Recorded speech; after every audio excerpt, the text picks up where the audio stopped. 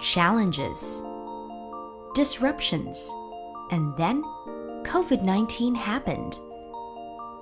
Suddenly, a whole new world with new realities, demanding new ways of doing things.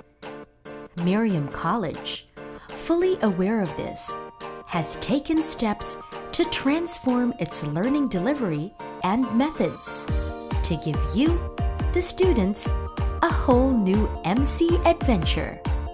MC Adventure introduces you to Knowler, one integrated Miriam College online, borderless campus.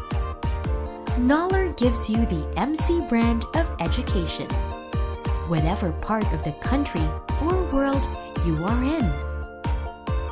Once face-to-face learning is allowed, you can choose between blended learning or online learning at home with Knowler.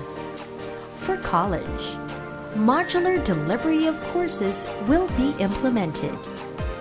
In 9 weeks, you will be able to complete 3 to 4 courses. Learning is also more flexible. You can study at your own pace and time. With MC Adventure, you can get 2 majors in BS Entrepreneurship with the same number of units as a 1-degree program. Or, by adding 1 more year, you can get an MBA degree or a master's degree. MC Adventure has programs that empower you to influence diverse cultures and communities and help build a better world.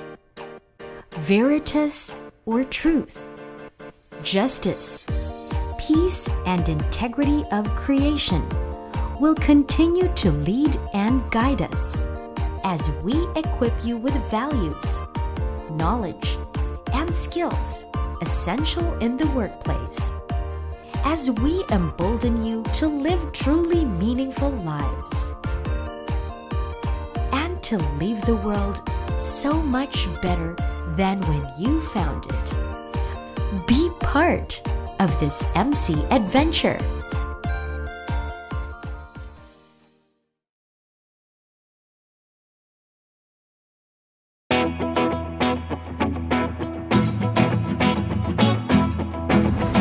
Hi everyone, this is Aika and welcome to an episode called Spread the Expertise, our global classroom without walls. Now, due to the global pandemic we're currently experiencing, we have had to put in place certain measures. One of those measures being the cancellation of physical classes and the implementation of online education. And with the future being unpredictable, online learning could be the new norm. And this makes me worry a bit, because most students learn better inside the classroom instead of in their homes. With that being said, I'd like to talk about the possibility of having an expert or a known personality talk to the students about certain topics in a webinar and how that would help make learning online easier and more beneficial. If my professor were to invite an expert or a known individual to talk to the class, it would be more possible for it to happen in this new normal as compared to before. With the increased availability of online services such as Zoom, Google Meet, Skype, and so on, distance is no longer a problem. We would still be able to participate in discussions, offer our opinions, ask questions, and more. Moreover, there are certain advantages the students can gain from having a prominent figure or figures in said webinars. Learning from different lecturers or researchers from different parts of the world could help broaden our perspectives and knowledge. They could also help give us a better insight as to what career we want to pursue in the future, or provide us with a better understanding of certain topics and how we can deal with particular problems. Conducting such events could greatly help the students in their academics and chosen career paths. As an international studies student, I believe that being presented with the opportunity to hear and converse with experts from different nations could be very beneficial. What I'll be able to learn from them could help me as I work to earn my bachelor's degree, as well as other degrees I might want to obtain in the future. That's it for today, and thank you for listening!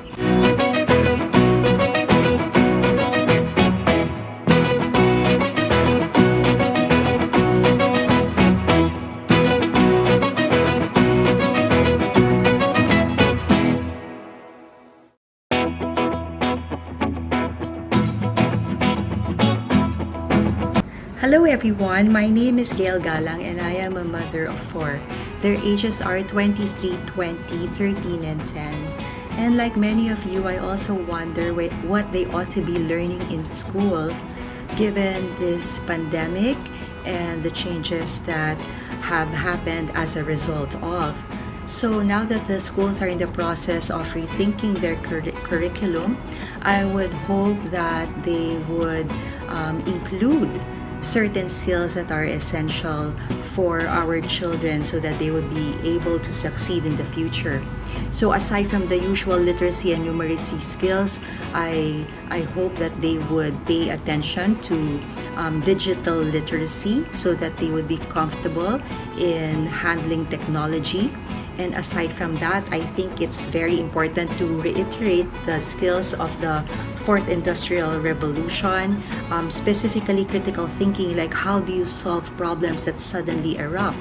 Communication, how would you be able to articulate your thoughts in a very concise and clear manner? Collaboration, because right now, the world is very global and you get to interact with people from all over the world. So how would you be able to do that in a digital setup? So of course, complex problem solving, things have been changing around us. So how do they adapt to these changes? And with the changes also should come service orientation, like thinking of others as very essential in decision making. So of course, technological skills are also important, like computer programming, coding, and job specific skills.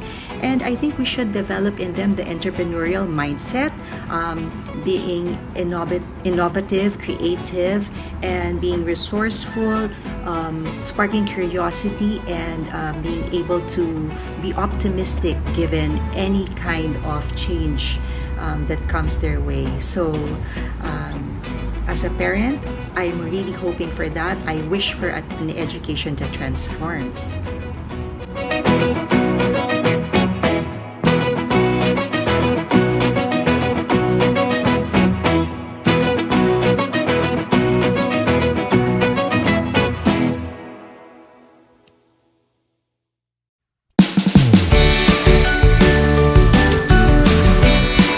Hey everyone, it's Chantel. I hope all of you are staying safe at home with your loved ones. You know, social distancing gave me a chance to think about what is going on around me and how I prioritize certain things in my life. I thought about the implications of this pandemic and how it has taught us to utilize the resources we currently have. And now, people have no choice but to face the future they once thought of as unimaginable. But even with social distancing, we are also witnessing a new normal that rebuilds what was established. I, for one, see people raise funds as they utilize online platforms. And then you have online workshops that enhance skills or promote advocacies. We are able to do this in a short amount of time. So imagine the progressive changes that people could make in their own homes. As a student, I always find myself imagining the changes in education brought by the new normal. Yes, it would test our boundaries and limitations, but would also teach us how to think of long-term solutions if we are faced with any scenario, problem, or obstacle.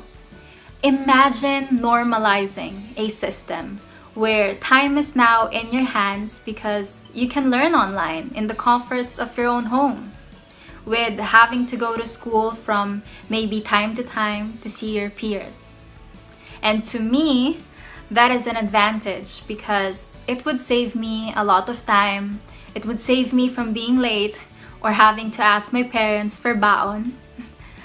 But anyway, enough of my rambles. Again, I hope everyone's staying safe at home. And remember that we will get through whatever we're experiencing right now together.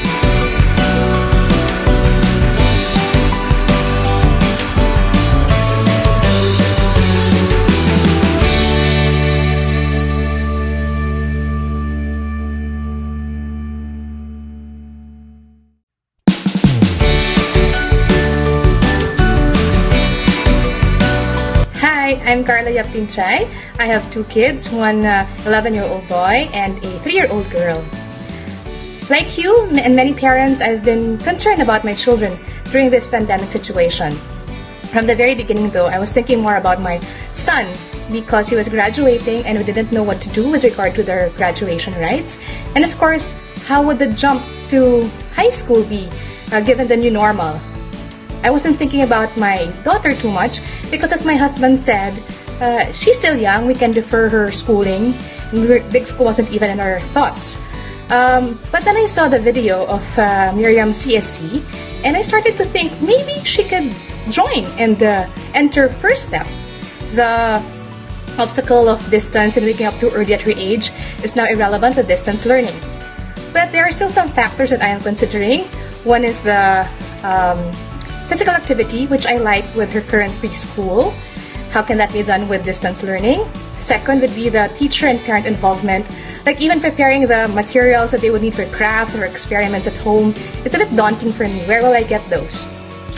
Third would be the social interaction. A lot of moms like me would bring our kids to school early, at an early age, so that they can interact with more kids and other people. And the fourth would be how would spiritual development and formation, maybe for the bigger kids, be done online. I don't know if any school can address all of these at this time, but I guess pandemic or not, sooner or later, we will need to really adapt to technology, and the school system will really need to adjust to using more technology in their education. And as parents, I think we need to also be open and adapt to it, so that my son wouldn't tell me anymore if I live under a rock.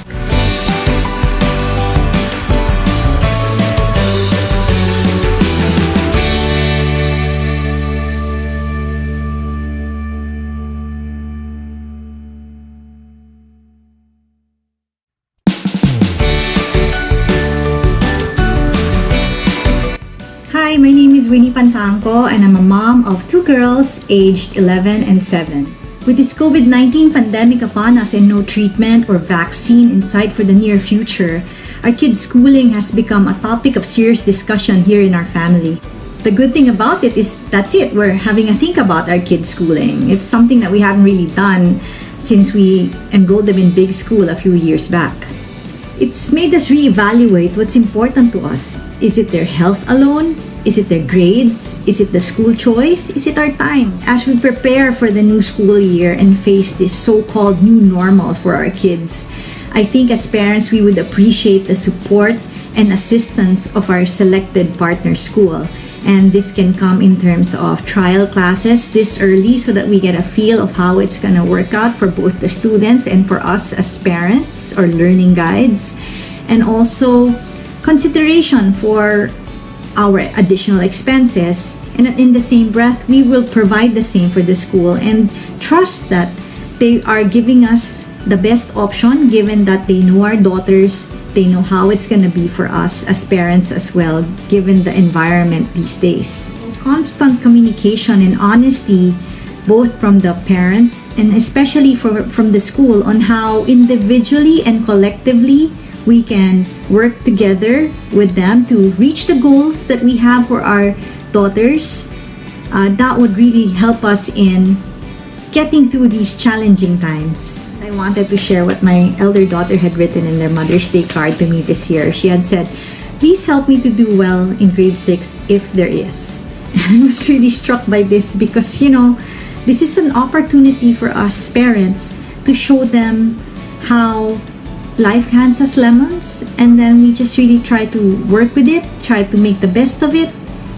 And this is a lesson in grit and resilience that no seminar or workshop can ever teach.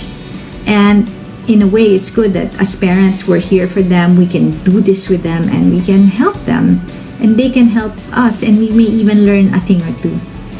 Definitely, the situation is not ideal, more so for some than for others. But as parents, I think we're all in agreement that we want the best for our kids, and we're all gonna get through this, and hopefully everybody finds that new balance, that new equilibrium that will allow us to grow our kids and raise our kids the best way possible. Thank you.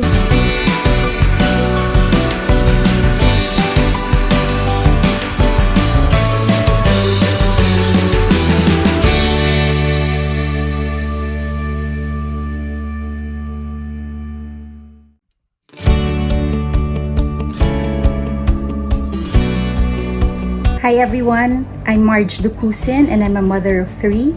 Their ages are 12, 10, and 7. Now, like all parents out there, this pandemic has made me anxious about allowing my kids to go back to school while the threat of the virus is still out there.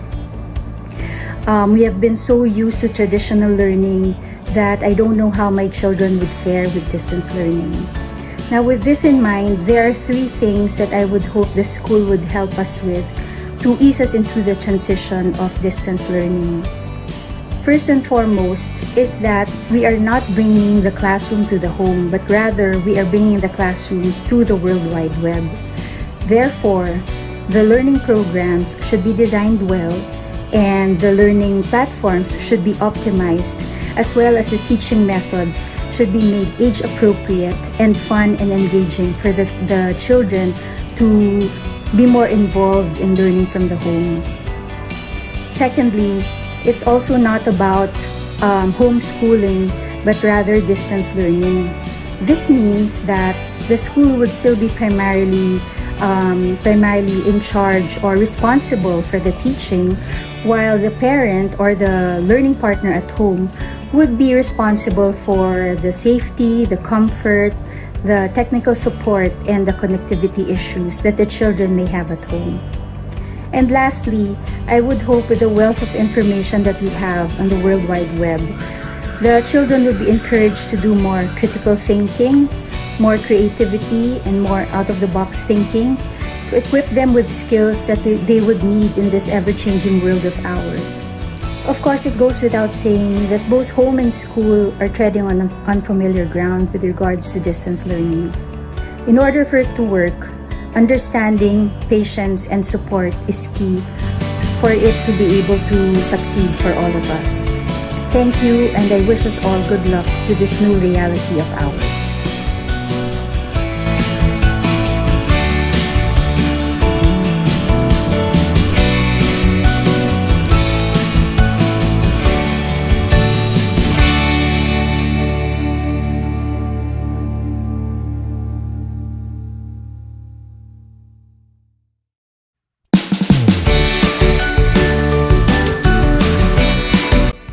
Hello everyone, today we'll be talking about creativity, and before I get into that topic, I just want to say that I hope that for those people that are watching this, the people who are not watching this actually, are staying safe, keeping yourselves healthy, and boosting up your immune system. So I know that these past couple of months, weeks have been very difficult and challenging for all of us in our own different ways.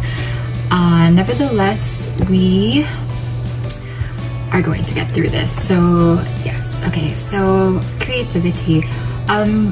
Personally, creativity is a skill in which I believe is one of the most essential skills that we need to have. And I'm stressing this because people call this a soft skill, in which is actually not true. It's not soft. It's very strong, and it's very important that we create creative mindsets with our students. And we could see these days that learning, online learning, quality learning is very difficult, and with creativity we could actually shift our perspective to thinking about what can we learn during this time instead of how am I going to get these lessons to my students. So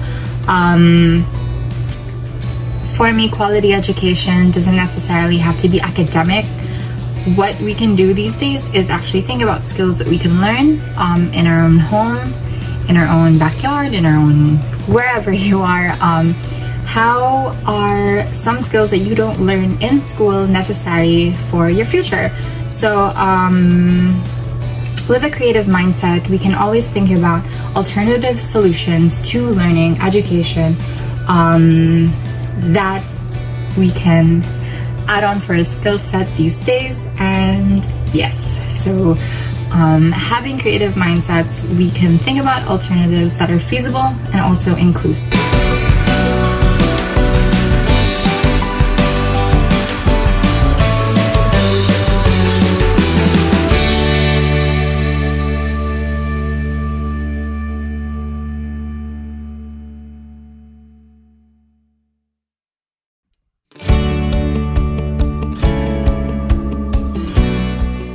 Hello everyone, I am Francis Teresa Bala, an incoming fourth-year student, and I am a financial aid scholar. Being a scholar has not only helped me financially, but as well as in honing my skills and attitude throughout these years. Now, let me share to you 3 simple tips that you need to remember as you apply for a scholarship at Miriam College. First and foremost, do not be shy or afraid to inquire, as there might be this feeling that would stop you from doing so. For incoming first-year students, you can check the website at mc.edu.ph under the Admissions tab, or you can directly inquire to Miss Liza at afelizardo@mc.edu.ph. For second to fourth-year students, you may inquire for a scholarship through sending an email to Miss Liza a week before our finals week. My second tip for you is to be truthful and to trust the process, as one may ask, what are the requirements for the scholarship? First and foremost, of course, your complete application form, attaching your documents such as the most recent ITR of your parents, bills like water, electricity, and telephone, pay slips and statement of accounts and bank books, and of course, your official and recent transcript of records. Just remember that you need to show an original copy as well as a photocopy of these documents for the initial checking and initial interview. Second is having no grades below 3, or that's 87 to 89, and a cumulative quality point average or CQPA and QPA of at least 3.5, that is 90 to 92. Next, of course, is your letter of intent addressed to the Institutional Scholarship Committee stating why you should be granted for the scholarship. And as for me then, I just made mine precise and straight to the point, just sharing my story. Another is a hand-drawn map of your residence to Miriam College. This will be their basis for the home visitation after the initial checking of your documents and the initial interview process. And of course, next is to wait. After some time being, the scholarship committee will inform you if you are granted the scholarship. My third and last tip for you is remember that having granted the scholarship does not only stop there, as there will be responsibilities that comes along with it. But I can assure you that you will meet new friends and it will help you better your time management skills. I have been a scholar for almost 3 years now, and to be one is such an honor, something that I will always be grateful of. And I believe that you can do anything you put your mind to. And if you want the scholarship, why not? Keep these tips with you and join us for an MC adventure.